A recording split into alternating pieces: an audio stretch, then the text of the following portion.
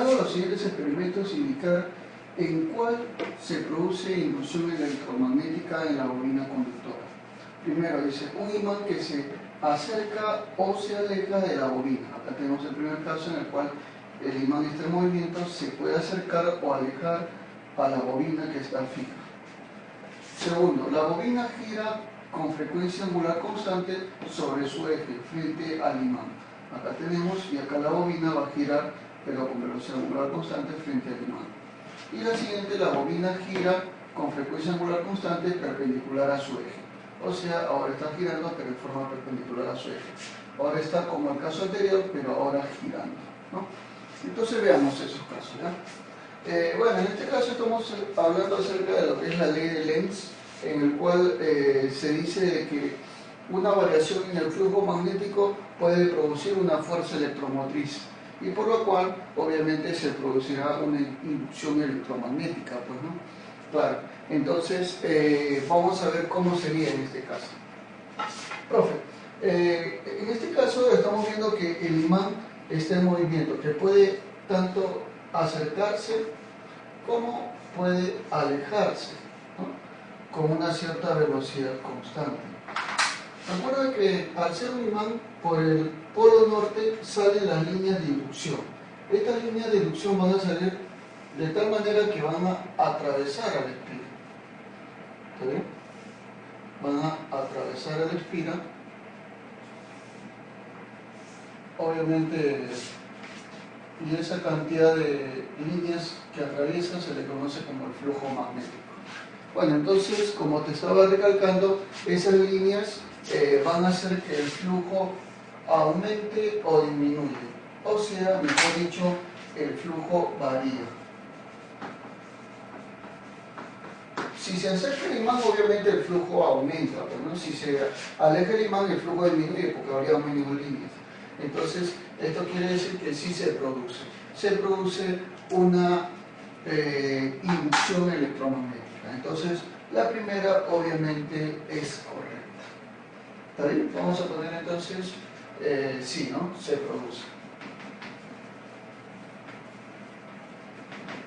En el segundo caso tenemos nosotros acá la bobina perlechada.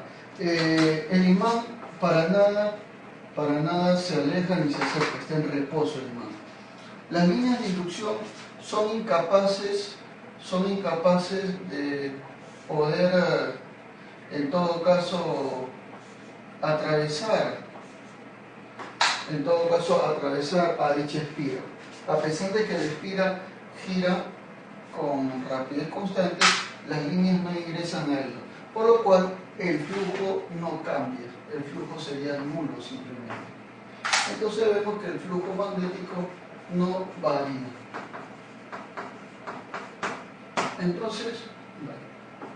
Entonces, como no varía el flujo magnético, entonces simplemente no se produce inducción. Porque la inducción se produce solamente cuando el flujo cambia, nada más, déjame decir.